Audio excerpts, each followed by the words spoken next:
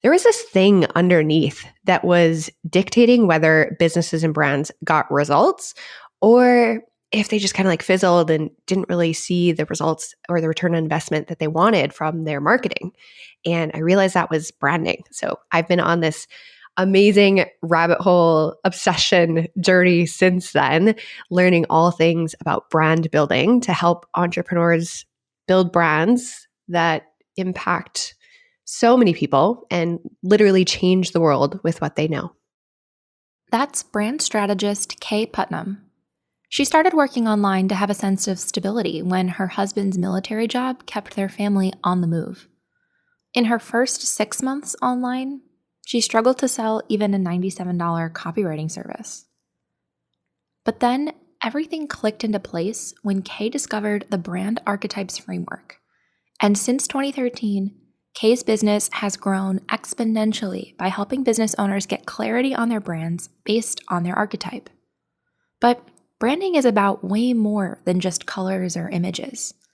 So in today's episode, Kaye explains how the 12 archetypes can help you make strategic, psychology-based decisions about your business. And she talks about how to root your branding in who you are, not just what's trending. She talks about the blend of courses and one-on-one services in her business, and how they each serve a unique audience. And of course, Kaye talks all about how understanding your brand can truly help your business grow. It's all coming up in today's episode of Everything is Teachable.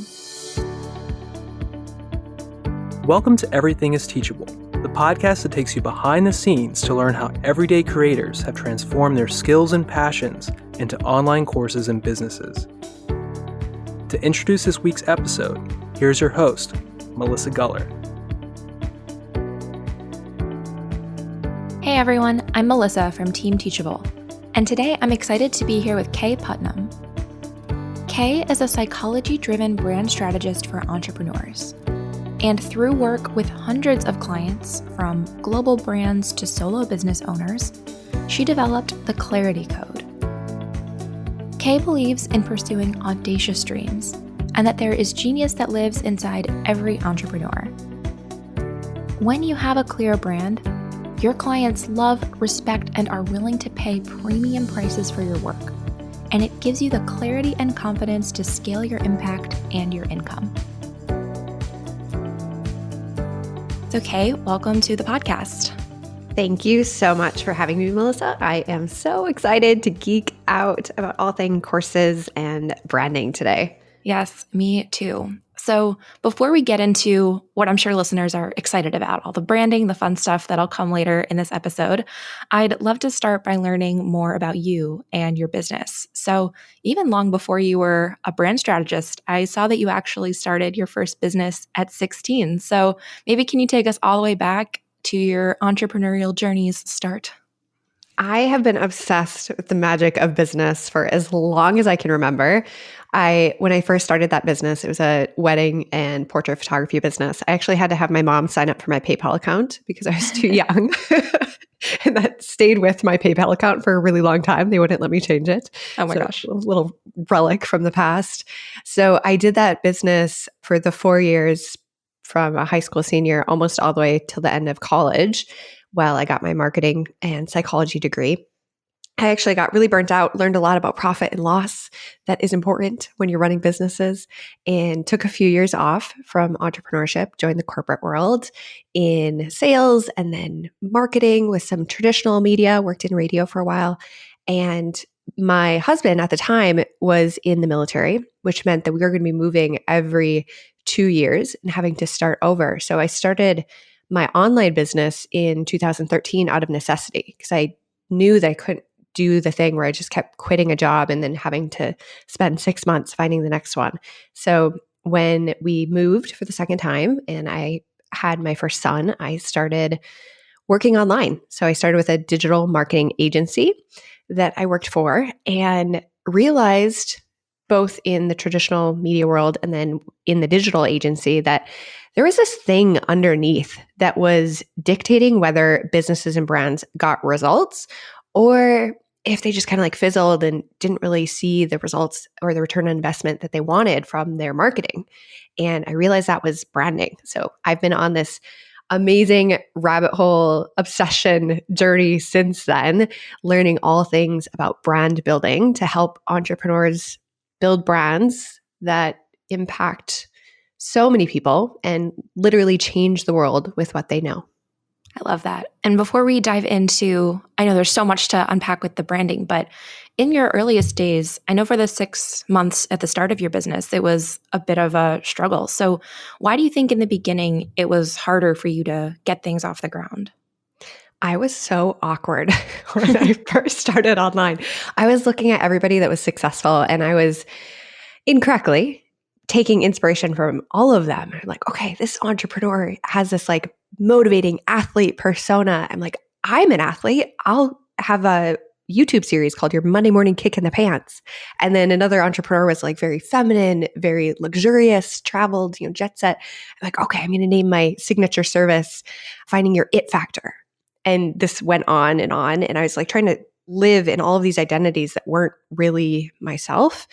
And I mean, consumers are smart. People who are buying online are admittedly a little bit cautious because it could be anybody, and they sense that disconnect. So I didn't sell anything. I think I sold maybe like one $100 service the first 6 months in business because I was just feeling my way around in the dark. Yeah. And I think for a lot of us, we do start by emulating others because we see something out there and we're like, ooh, that's working. Let me try it out. So I think it's a really like smart gut instinct to do. But as obviously you found, it didn't quite work out. No, it didn't. Now, I know there was a turning point for you though, right? Things did make a turn for the best. So what was that moment for you where you felt like things really picked up for your business? This might sound a little bit cheesy, but the bar none biggest epiphany moment that I've had in my business was when I discovered this tool. It's called brand Archetypes. And like I mentioned, I'd studied psychology in college. So I immediately was attracted to this idea that there are these universal unconscious patterns in everything that we see, from TV to movie to the brands that we love and buy from. And as soon as I discovered that construct, that framework, I became even more obsessed with branding. And I realized that I needed to figure out what my brand archetype was. So I created the first iteration of my brand quiz, which is still on my site today, and use that as a tool for myself because I was in that awkward emulating phase, that like awkward teenage years of my business, to figure out what my strongest message was. And I liken it to like I was swimming upstream before. And then once I figured out who I really was and what my strongest message was, it was like I was swimming with the current all of a sudden, and things started happening a lot more quickly. Maybe to give us an example, what is your archetype or what did you discover about yourself? So I'm a blend of the magician and the sage archetypes. The magician is all about change, inner power, transformation, and sage is the teacher. I can see how that may have led you to start teaching people online, not to spoil the plot of where this episode's going, but tell us more maybe about the whole. I know there are 12 different types. So how did it work for you? Is that a strategy that you built out the 12 archetypes, or was it something that you had already discovered? Yeah, so I didn't define the 12 archetypes. They come from a book I realized later written by Carol S. Pearson and Margaret Mark, and they define these 12 archetypes. I found them on this website. It looked like it was built in like 1995 on GeoCities. So it didn't properly credit them at the time when I discovered them. And it just had like a loose description of what the motivations, the fears, like the patterns of each of the 12 were. So the more I dug into them, I realized that like Nike, for example, is the hero archetype.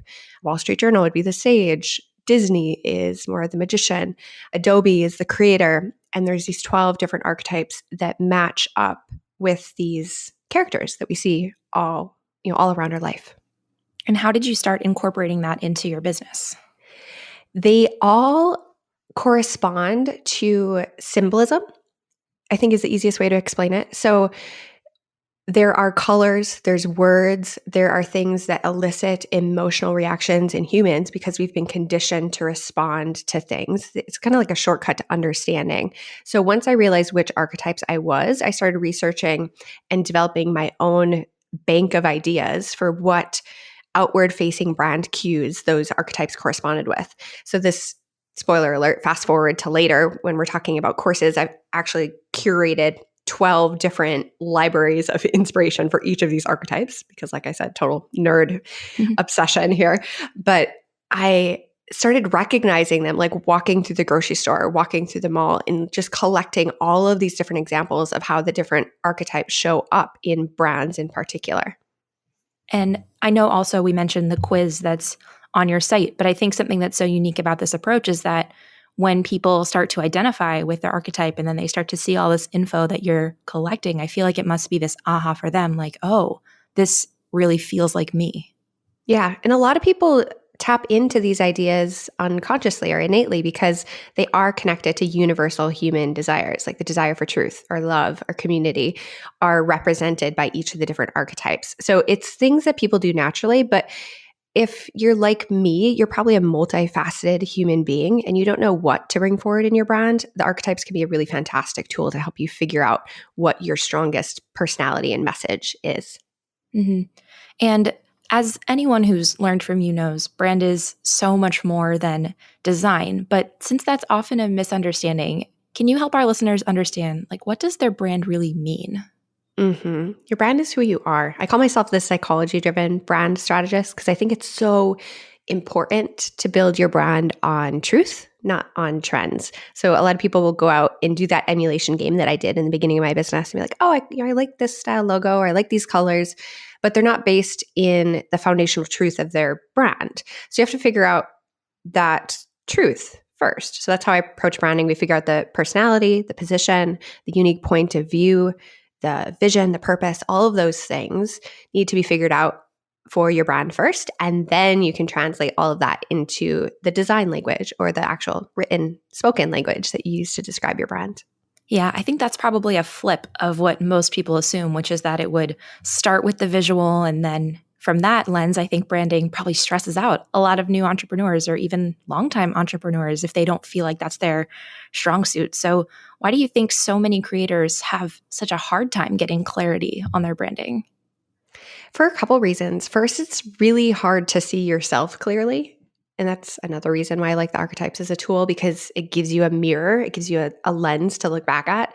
Because when we're thinking about our own strengths, like it's almost like looking in like a circus funhouse mirror. Like it's not an accurate representation of what everybody else sees. So that's one piece of it. And then second, like we were saying, when you're trying to choose a design theme or a way to express yourself, it can feel really arbitrary if you don't have all of that core stuff figured out. So it's really an inside out process as opposed to just looking good.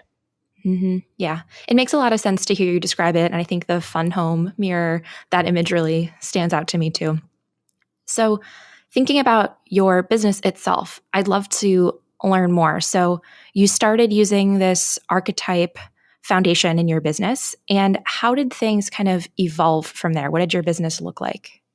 So at first, like I said, I was working with a digital marketing agency. I was contracting for them. And then slowly I started adding more of my own one-on-one clients too. So I was applying what I was learning with the archetypes to all of these brands that I was working with. So I was helping them define their brand strategy, helping them show up as their best selves. And I started my first business, like I said, right after I had my first baby. And then we were expecting our second baby.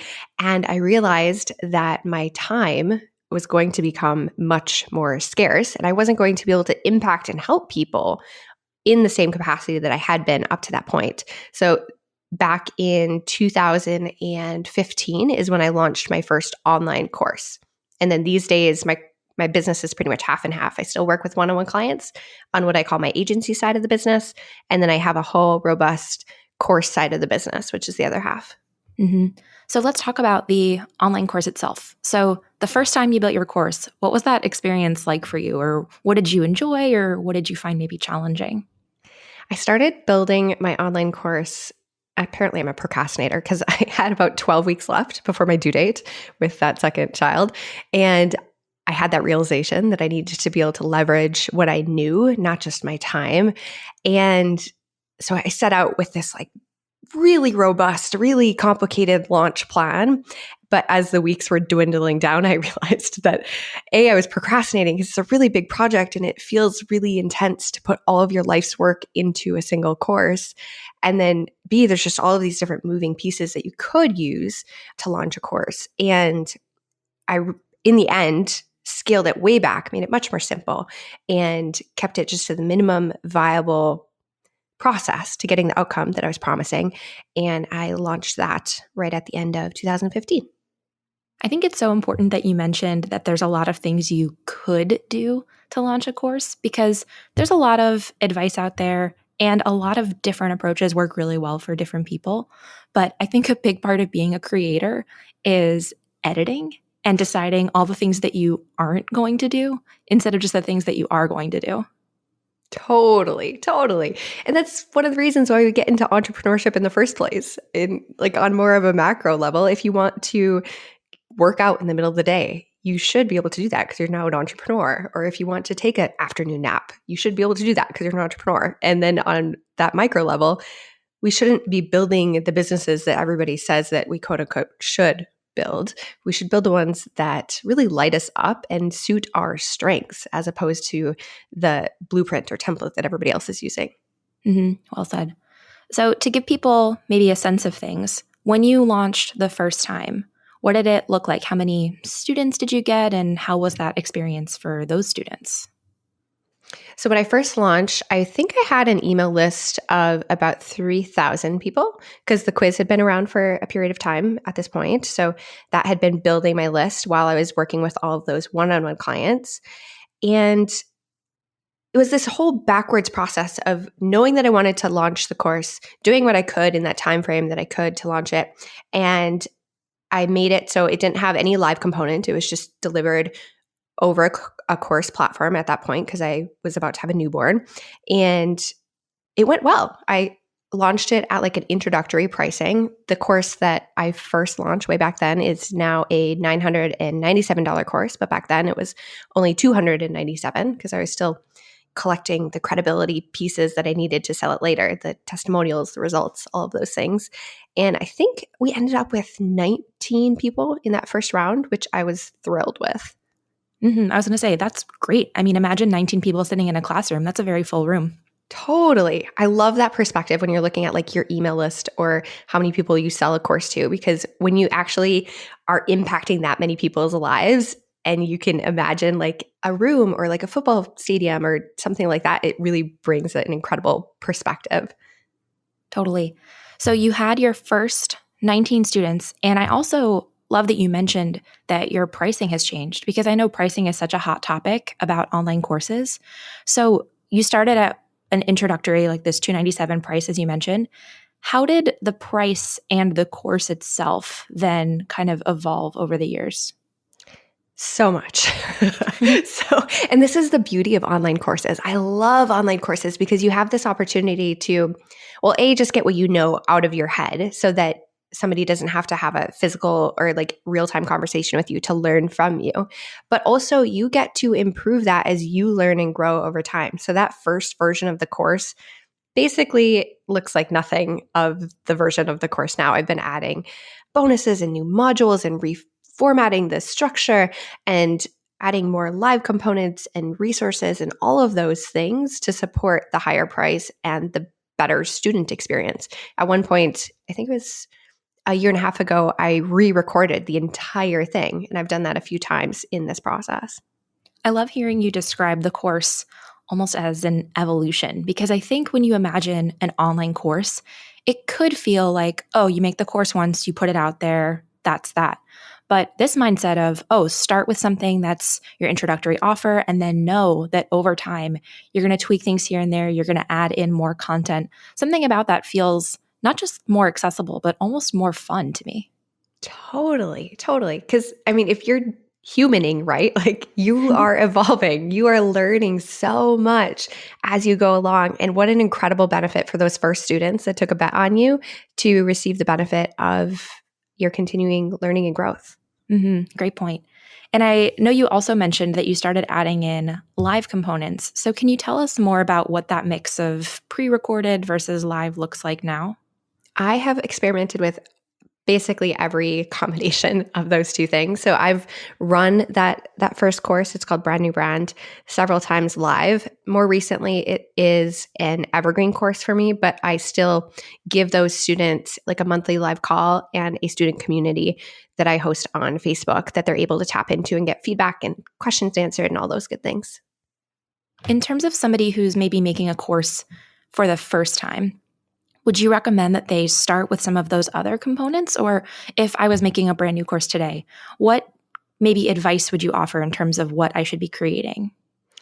I love having live components, especially for new courses, because you get so much valuable real-time feedback from the students that are going through your process. So you have the ability to improve your course just in that first time that you run it. So I think that it's really valuable to have that real-time feedback, that live community aspect, because it adds more value to the course and you're getting that feedback loop. So I wouldn't run Brand New Brand right now evergreen if I hadn't already run it a bunch of times live and gotten that proven feedback and results from students. I think that's such a great point because every course creator starts from zero, no course. And that benefit of the real-time feedback, I feel like that's so huge. And if you are running it in that kind of live style or elements that are live, surely the course will end up better by the end. And then the next time it'll be even stronger. You'll have those great success stories. And maybe for somebody who's listening today, it could feel like that might be the right approach. It's the curse of the expert because we understand our craft, whether it's business or art or whatever you're teaching your course on, you understand it at such a higher level than the students that you're teaching. So a lot of what we take for granted or that's intuitive to us, you're going to get questions about it. And it's so valuable to add that stuff to the course when you get those questions and that feedback. I hadn't thought about that. And I know for a lot of people, teaching is a new skill. Like we have the skill that's going into the course, like for you, it's branding, but for all of us, teaching online could be very new. So I think that's important to note that you won't realize, maybe you gloss over something because it seems so obvious to you, but then everyone in your course is like, wait, back it up. Totally. Or like you come up with new stories or metaphors, or you get better equipment to record it. All of the things are going to improve over time. So give yourself that grace to improve your product over time too. Well said. Now, earlier you also mentioned that you have courses as part of your business, but also one-on-one work.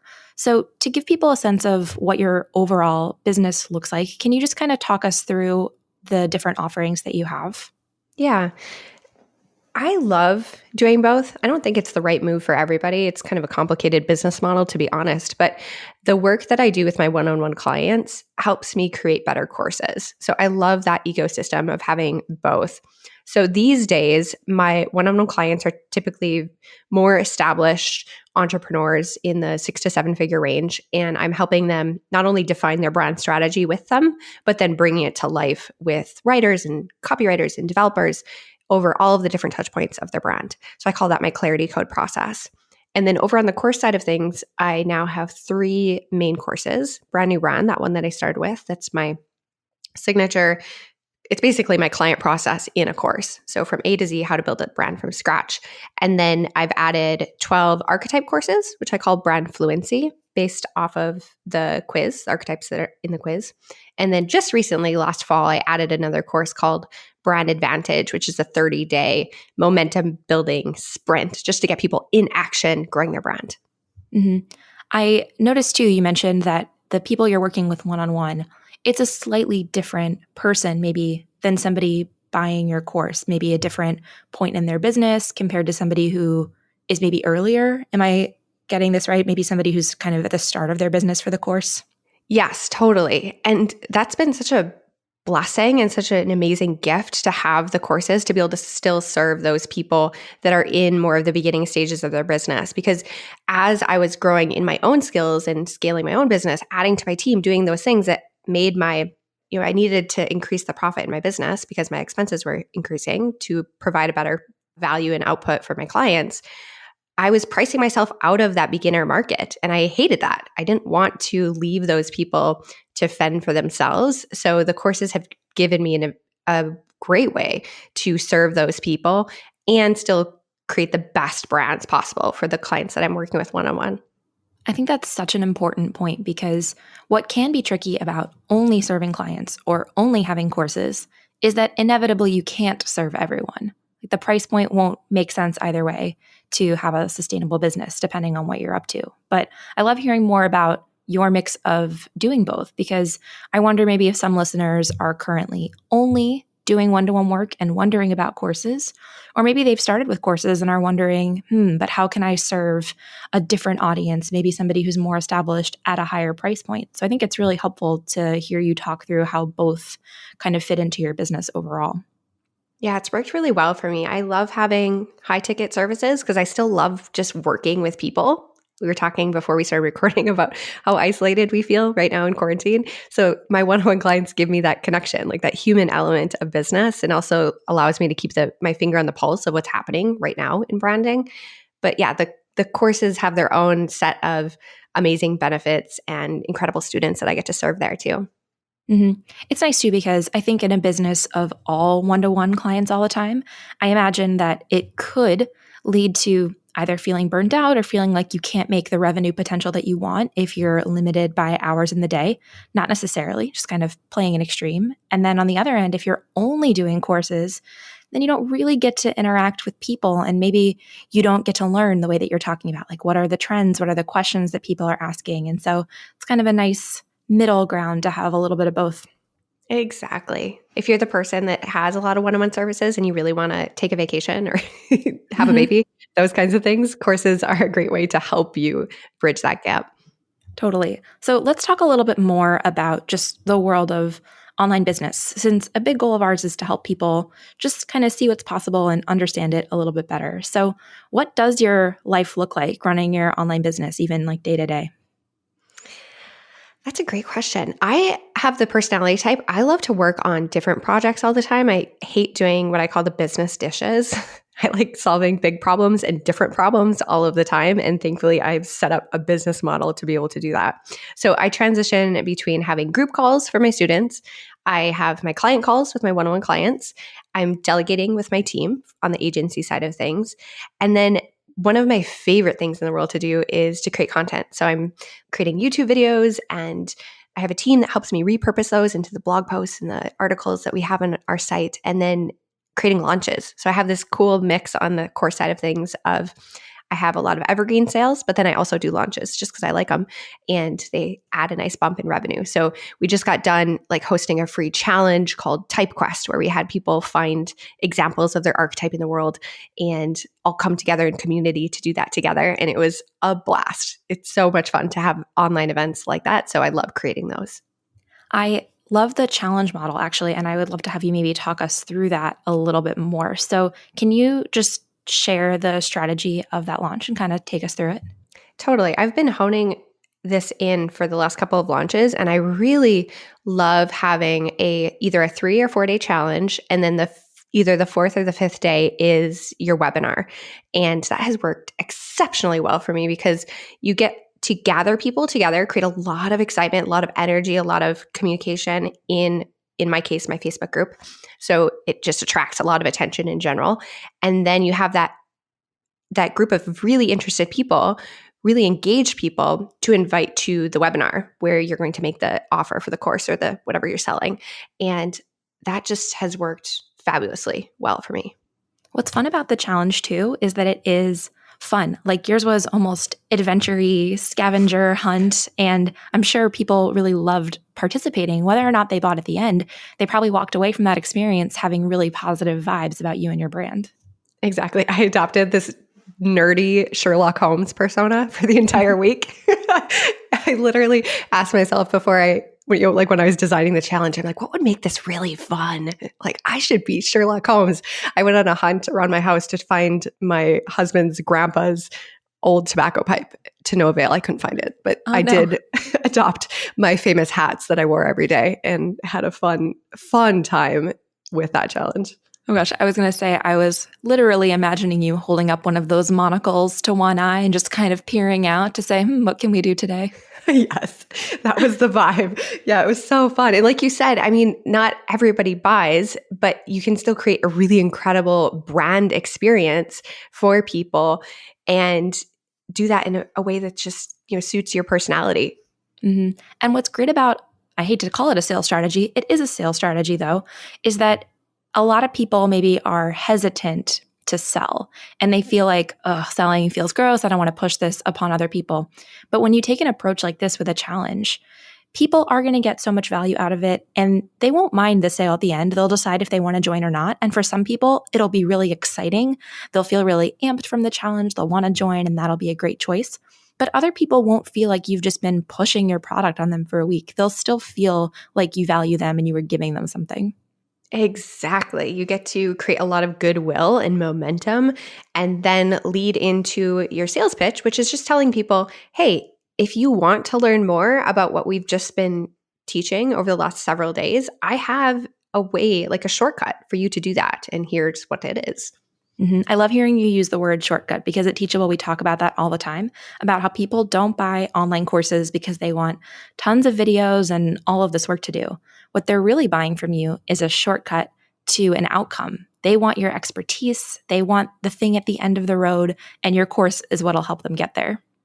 Totally. I mean, so much information is Googleable. We can find it for free on YouTube or on any of the millions of websites or web pages that are out there. Your course is the path of least resistance. It's a small investment, or maybe it's a big investment in saving time to get to that outcome. Like you said, it's an amazing, amazing way to shortcut your learning. I buy courses all of the time for that reason, because I don't want to spend endless hours going down rabbit holes trying to piece together something myself. I'd much rather learn from somebody who's been there and done that. Mm-hmm. Could not agree more. I also want to talk a little bit about, you mentioned the team that you have. So I'm curious to hear, kind of as your business evolved, how or when did you start bringing in other people as well? Ooh, I was a bad manager in the beginning. I kept hearing from everybody that you needed to have team members, that you needed to delegate, stay in your zone of genius.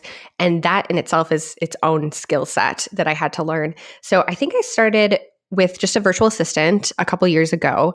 And I ended up having to like redo all of this woman's work. And she was fabulous. She was great. It was totally my error. And because I was never being clear about exactly what it was. So I realized through that process that I needed to do two things.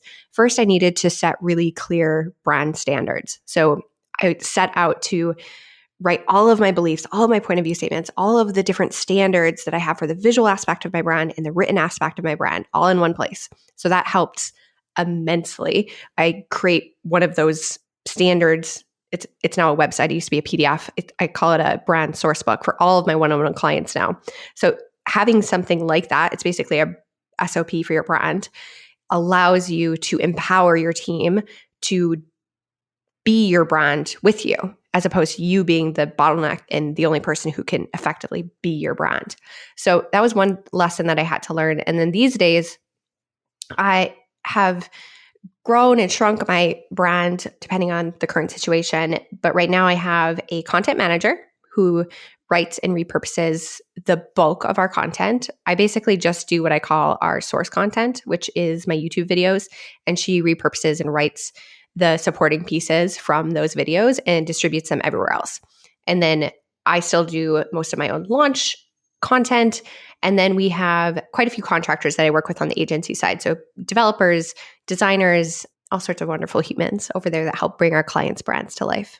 Mm-hmm. I think it's helpful to hear you lay out the need for really clear brand standards. And I love that you said it empowers your team, because I do think that as your business grows, bringing in more people is a great choice for a lot of people. But if you've never managed people before or never managed people in this way before, there is, I think, like a little push and pull about, okay, how do I get this person who's brand new to my business, my baby, to understand what we're doing here?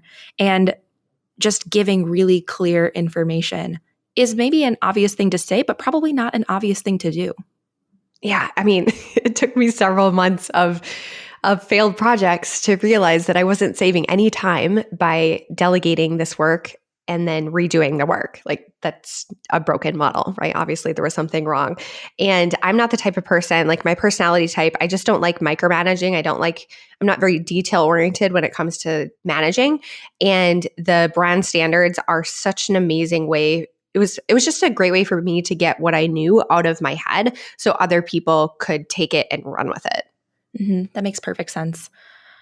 I also want to just touch on maybe some misconceptions about your business. So what do you think some people assume about your business or even about branding that is just plain wrong? We touched on one already, that it was just design, right? That it's just how you look. So that's the main myth that I've been trying to bust for my entire branding career. I think another misconception is the stage in which you brand or the stage in which you hire it out. I think it's really important to get to know yourself and your audience on your own. I think it's helpful to have a process, but I think it's even more helpful for you to be the person that's deciding what your brand is, at least in the very beginning stages. I think some people jump into investing in brand and investing in like pushing it off or like pushing off some of those decisions on a quote unquote expert, whether that's a designer or a strategist, without really thinking about what they want or who they are, how they want to serve the world. So I always recommend that people actually are in business for a while, especially for my one-on-one clients, before they come to me to get the whole enchilada done for them. Yeah, I haven't really thought about that before, but that makes perfect sense because probably if you invite somebody in on day one, then a lot of your own voice that needed maybe a little bit of time to develop is going to get possibly pushed to the side. Exactly. And figuring out who your ideal client is kind of like dating relationship-wise. You have this list of attributes that you wish that your partner would have, but when you get out in the real world, you might find that, like this person's great on paper, but I don't really actually enjoy working with them or teaching them. I maybe would like to work with this other person. So it's kind of this trial and error process in the beginning that once you go through that, you come out the other side so much more clear about who you want to be and who you want to serve. I'm like internally chucking about this dating comparison, but it's so true. I think so much of business is like dating because there's not like a right or a wrong in the way that there's not one person on the planet who's like the perfect partner. It's just about finding who suits you and mutually suiting each other. And there's a lot of trial and error. Like there's a lot of first dates that probably aren't going to work out for you and your business, but that's okay. It's the only way you're going to learn. Exactly. And similar to dating, often you have to figure out who you are and you have to develop that own self-certainty and that own self-love before you're really ready to jump into that relationship with somebody else. So, right. You can't send out a contractor to date for you, unfortunately. You got to go out there. You got to do it. Exactly. Well, as we start to wrap up, I'd love to maybe get some advice. So if you were starting an online business today, what would you do in those first couple of months to really set yourself up for success? I think especially in the first couple of months, it's really important to get into action and imperfect action at that. So yes, you're going to need to learn what your brand is. Yes, you're going to need to learn who you're selling to and how to speak to them. But I think a lot of that happens with, I like to call them your IPO habits. And this is from my Brand Advantage course. It's focus on how you can improve your brand or your life or your energy every day. Figure out what you're going to publish so you can actually develop that brand voice through staying in action. And then practice making offers because your business is going to be built on making offers, whether that's an offer to collaborate with somebody else, to get in front of somebody else's audience, or literally to sell your product or service. So I think if you just focus on being your brand, especially in those first few months, you'll have an incredible base of knowledge and insight to be able to shape your brand as you move forward later in your business career. I love that. I love that IPO, improve, publish, offer. I think that's super helpful. Thank you. As we do kind of wrap up here, I want to let people know how they can connect with you. So where can people either connect with you or learn more? So I'm a good online marketer. So if you search my name, Kaye Putnam, you'll find me in lots of places. I recommend definitely take the quiz, the brand quiz on my site. It's a great moment of insight for figuring out how you want to show up online. It's a great place to start. Yeah, and we'll definitely include a link in the show notes as well. So as we do wrap up, do you have any final words of wisdom or inspiration for our listeners? I just want to thank everybody who's listening for taking this leap or even considering taking this leap because the world truly does need what you know. And you putting yourself out here is no small feat. So keep doing what you're doing and just know that I'm in your corner rooting for you. Thank you so much for joining us this week. You can learn more about Kaye Putnam, her brand Archetypes quiz, and Teachable in the show notes at teachable.com/EIT25. That's teachable.com/EIT25. Before you go, make sure you subscribe to our podcast so you can receive new episodes right when they're released. You can either subscribe right in your favorite podcast app where you're listening now, or you can sign up for email alerts at teachable.com/podcast. And if you're enjoying the show, I hope you'll let us know. We love reading through your reviews in Apple Podcasts, and if you have a minute to spare, we'd love to read yours too. On behalf of Team Teachable, we hope you enjoyed this episode about branding with Kaye Putnam. We'll see you in the next episode of Everything is Teachable. This podcast is produced by Teachable, where our mission is to empower creators to transform their knowledge into income. To date, we've helped over 80,000 online business owners build and sell their online courses. And together, they've earned over $500 million and reached over 20 million students. To learn more or to start creating your own online courses for free, visit teachable.com.